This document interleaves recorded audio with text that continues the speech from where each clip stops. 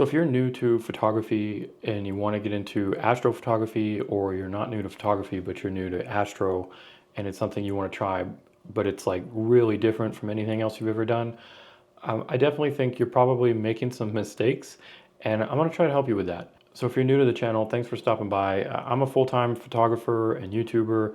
I've been doing photography for like over 20, almost 30 years now. I do a lot of types of photography, including like wildlife and landscape and all that stuff, but astro is definitely far up there on my list. And I've been doing astro for over 10 years. So that's not all of what this channel is about, but it's definitely a good part of it.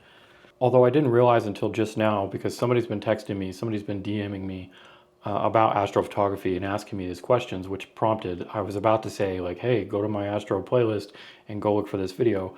And then I went to my own astro playlist and I went to look for that video, and apparently I never made it, or I didn't have it, or I didn't publish it. I don't know. So here we are. So it's 2025 now. Let's talk about some cameras. That's the first thing that you need to do astrophotography, is a camera. I will say though that in 2025, if you're starting out from scratch and you don't have anything and you can't even afford a camera or a lens or whatever, just use your phone.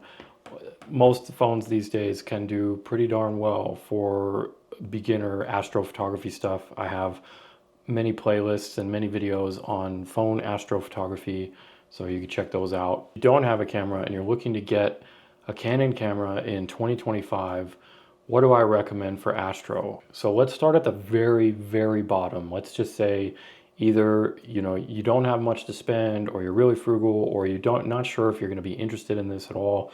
You don't want to be dropping thousands of dollars and then be like, nah.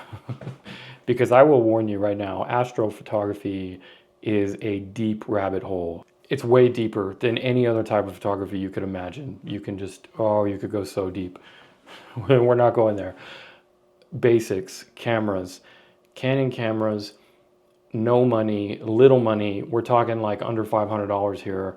Can you even get into something like that? The answer is yes, with caveats. And we're going to start off with DSLRs.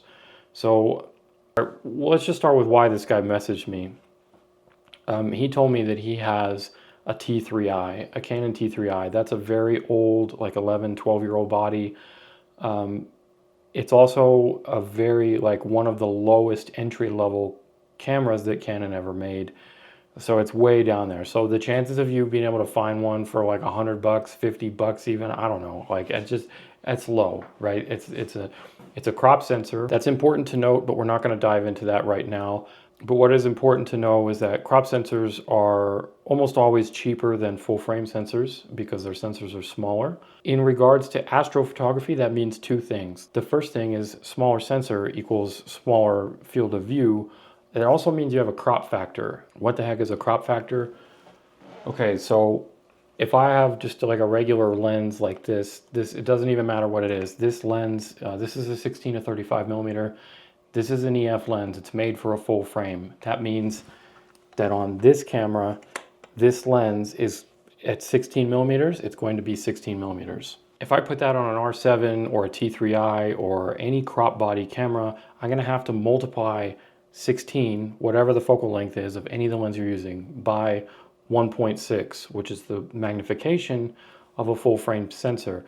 That will give you the equivalent focal length of the full frame 35 millimeter sensor. That's important because that will mess with your field of view. And that doesn't mean that you can't do astrophotography. That just means that's just one extra step you got to think about when you're looking at lenses and focal lengths, is you're gonna have to multiply that. So in the case of that 16 millimeters, multiplied by 1.6, that's actually going to be 25.6 millimeters of full frame equivalent. So it's not going to be as wide as it says on the lens, but that's just for EF lenses. Okay, so the other thing that's going to be affected by having your crop sensor is going to be high ISO performance. So generally speaking, crop sensors don't handle high ISOs as well. I don't want that to deter anybody from trying, or anyone from thinking. This is why I wanted to make this video in the first place, is because I think the first line of thought, the first thing that goes to people's head is, what can I upgrade? And do I need a better camera? Can my camera do this or whatever? Let's just safely assume that yes, in 2025, whatever camera you have can do this. Okay, with that assumption out of the way, the next thought, and that's where, you know, this guy DMing me, that's where the train of thought was like, hey, I took this picture. What can I do to make it better?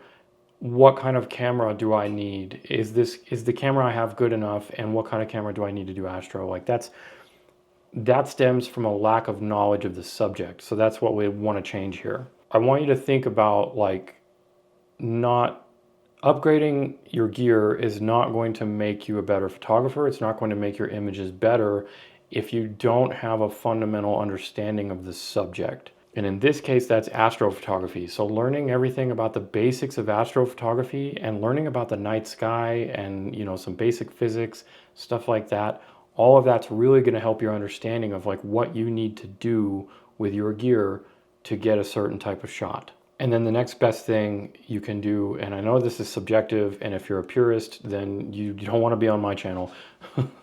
What I'm trying to say is editing is super important. So the more you can learn how to edit, and I say this all the time on my channel, but if you're new to the channel, then you wouldn't know that. But editing is so important. Learning how to edit can do more for your images than, especially in 2025, than upgrading your gear, at least right away. Obviously, my other phrase that I like to use a lot is gear doesn't matter until it does.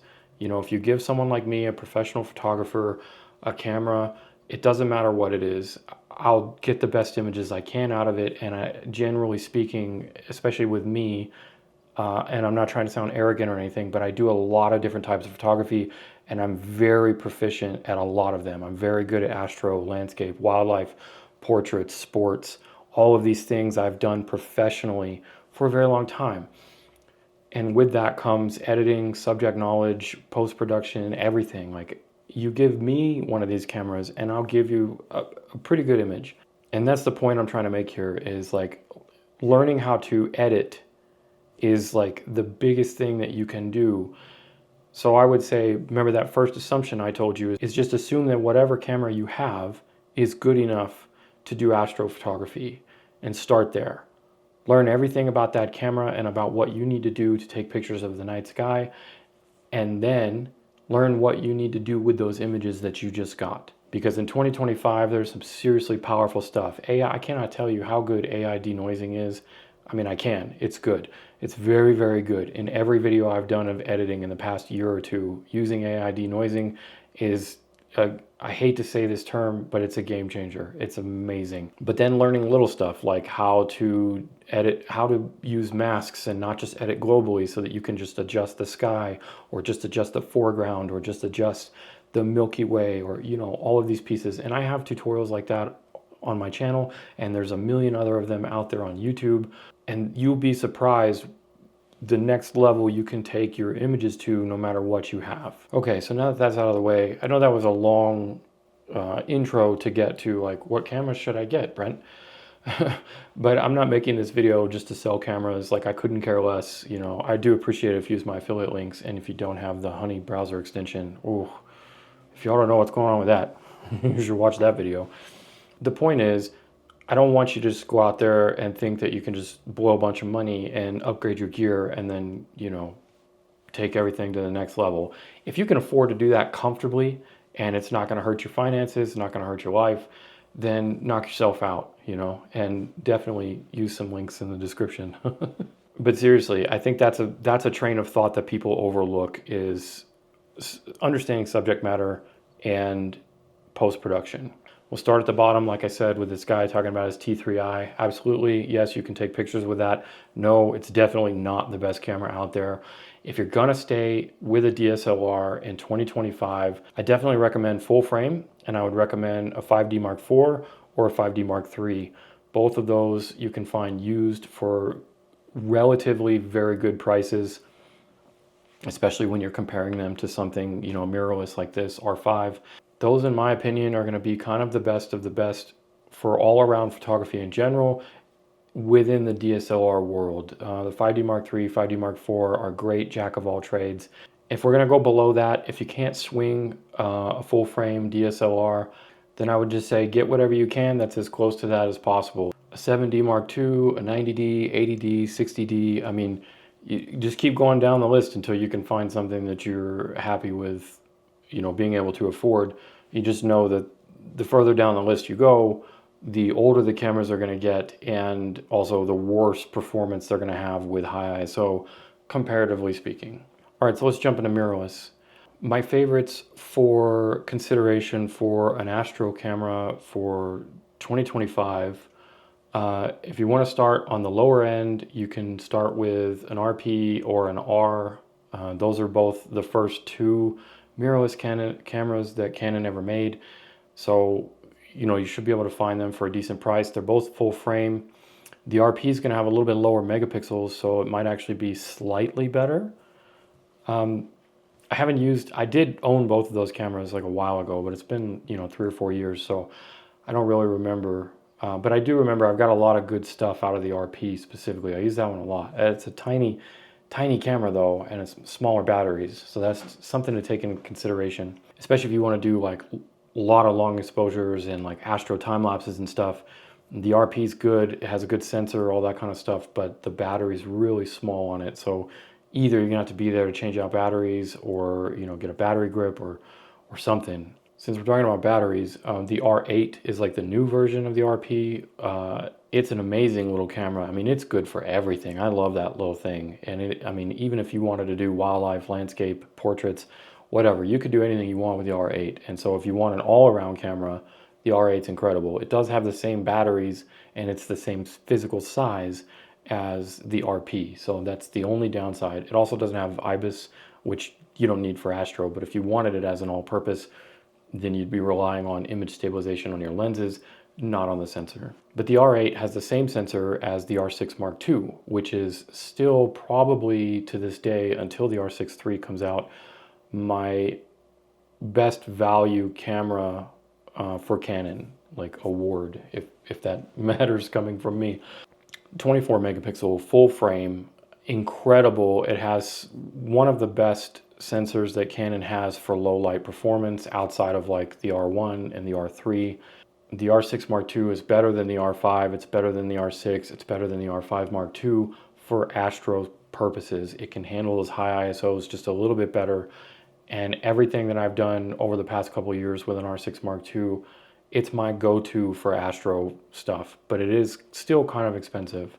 The best budget camera for solely astrophotography, like if you just don't want to do anything else, I would say is an R6, like the original R6. It's a 20 megapixel camera, so it's even less megapixels, really good with low light. It's got anything you need, and it's got the same autofocus as the R5, so if you wanted to do more stuff with it other than astro, it's decent as well. But the R6 being the first iteration, and then Canon coming out with the R6 Mark III sometime later this year, the R6 prices are definitely low, comparatively speaking, and probably just going to get lower. So I would say the R6 is probably the best value for solely astrophotography in Canon mirrorless right now.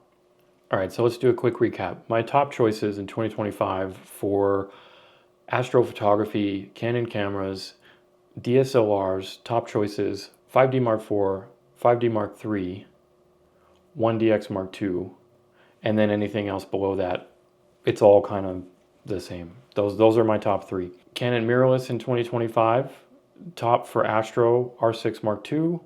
Depending on when you're watching this, if you're watching it later after the R6 Mark III's come out, then put that ahead, but that doesn't exist yet. So R6 Mark II, R6, R8, R5, R5 Mark II, RP, and R, with a caveat about the R. The R can be modified, or there are astro modified that Canon already did. And I'm not going to talk about astro mods. If you don't understand them and you don't know what that means, you should definitely check it out or research it in a different video, but that's way too complicated. Suffice it to say, there are things that you can do to your sensor to modify it to do better for astrophotography.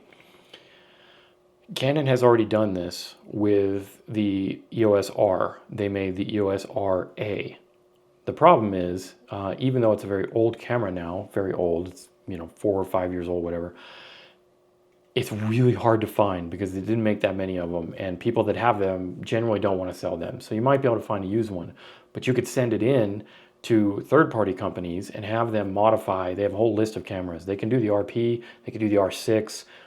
Just you know, there's a bunch of cameras that you could mod to get more out of your camera as an astro camera. So that's the caveat for anyone who's going to chime in the comments and say, what about the RA? Well, the RA is awesome, obviously, but you can mod an RP, you can mod an R6, whatever. All right, well, this video's gone on way too long.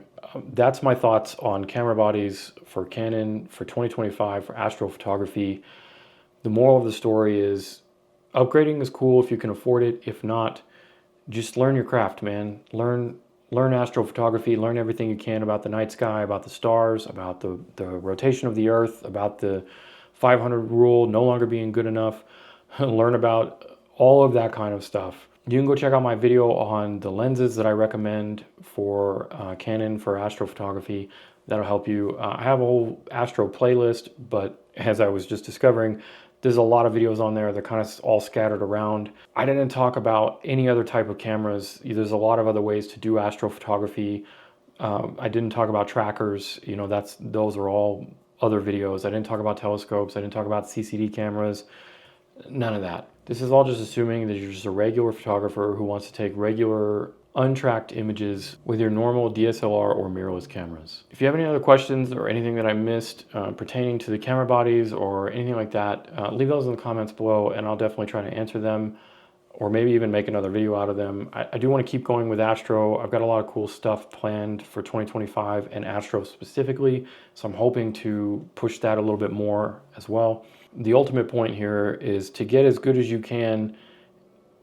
In the beginning, the gear is absolutely secondary. You really got to learn the limitations and the expectations and the ins and outs of astrophotography, because like I said, it is a massively deep rabbit hole, because we didn't talk about tracking, we didn't talk about stacking, we didn't talk about, you know, anything like that. And those stacking and tracking are a whole different world, and boy, can you do some cool stuff with them, but it's going to take you down that rabbit hole. And that might not be one that your wallet or your bank account or your family and friends want you to go down.